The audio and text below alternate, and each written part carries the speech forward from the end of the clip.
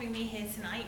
One of the things I love most about TFN actually in the events is that you get to be inspired by other amazing organisations, and I'm sure there's certainly some crossover with Emily's project that we can maybe have a chat about later.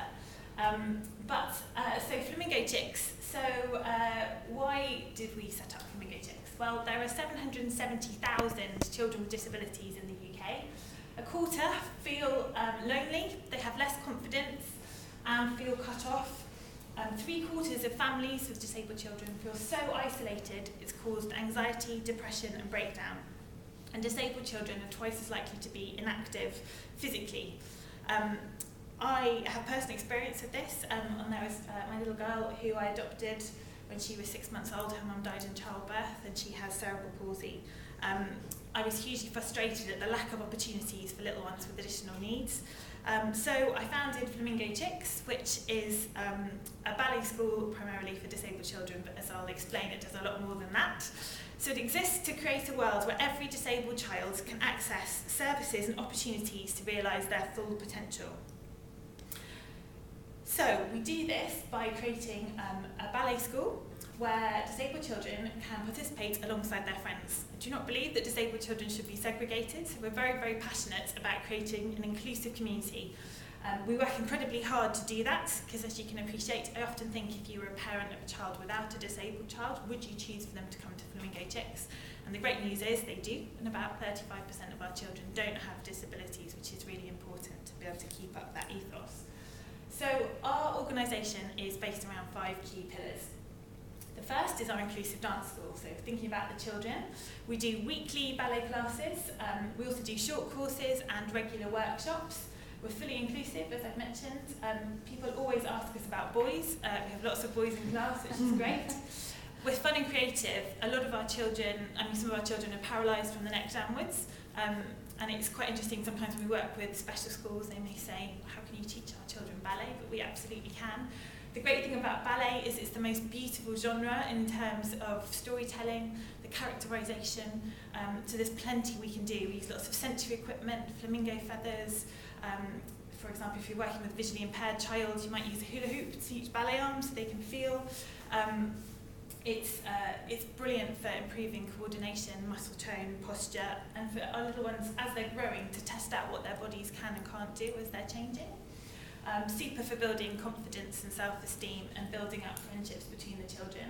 Many of our children are constantly in a routine of hospitals, doctors and treatment, as well as physically disabled children. We have lots of children with learning disability and also children with illnesses like cancer.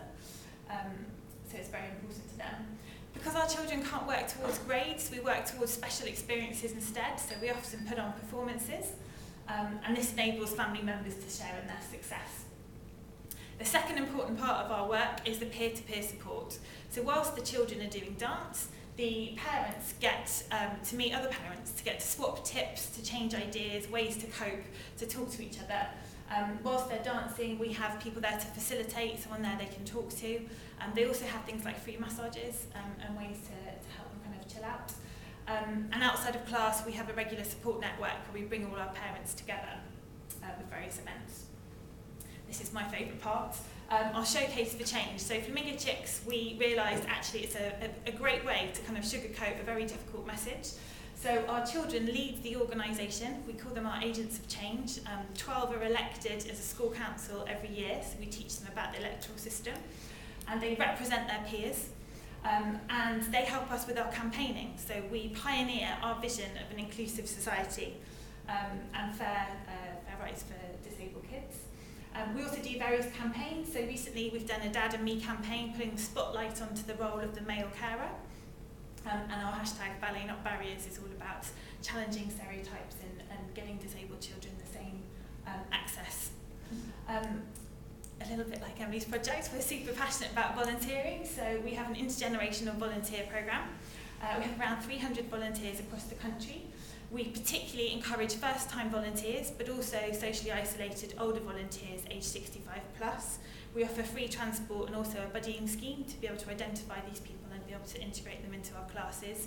And it's so brilliant to be able to have people of all different ages working together. This year we have grown at the rate of knots, so as well as scaling up across the UK, we also launched our first Flamingo Chicks outreach projects our first one in January in Ghana. We worked across 3 different locations in Ghana, delivering workshops and also training teachers so that they could deliver sessions for themselves, and we continued to coach them via an online portal back in the UK. In May we went to refugee camps in Athens, and then in July we went off to the US and worked with performing arts centres so they could integrate it into their techniques. Our impact so far has been incredible in just 2 years. So we have 1,500 children coming through our classes every year now. You can see some of our stats there. I always kind of apologise for our figures sometimes because they always look too good. But genuinely, it really does make a massive difference to both the children in terms of their physical and social development and confidence, but also their families as well. We've had lots of international and high-profile recognition. Our Flamingo Chicks performed at Downing Street in November, which was super exciting, and also a faith summative World Faith Leaders. And most recently, very excitingly, in July, I took 7 children with me to the United Nations in New York, where they stood up in front of an audience of thousands and made a speech championing human rights and peace across the world for disabled children. Really was a big milestone for us. So often people keep telling me what these children can't do and that I'm crazy to take them off and do these things, and they absolutely smashed it and got a standing ovation. And as a result of that, we've had such a big ripple effect with people from Haiti to Peru asking for Flamingo Chicks workshops as a result. So our new thing, what we'd really love to do, a new project, we did a pilot earlier in the year for a work experience programme. This very much came out of some of our older Flamingo Chicks, so we go from age 2 to 25 at the moment. Some of the schools were saying that work experience opportunities are really, really hard to come by, and actually if they can get them on them, because they lack it, because of the children, because of the young adults' needs and lack of confidence, that actually they can actually be more detrimental than good.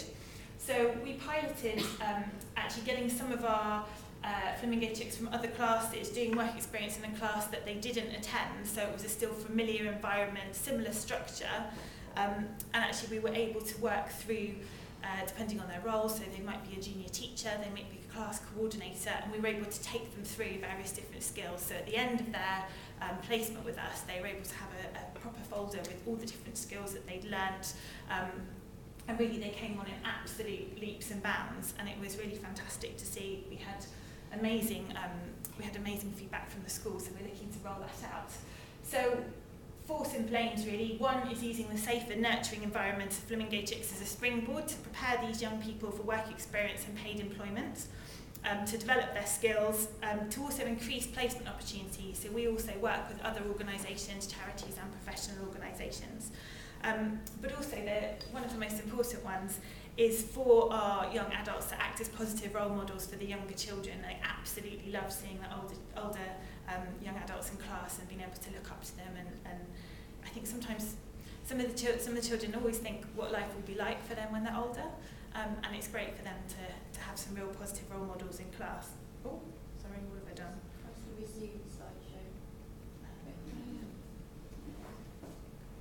Sorry. Carry on.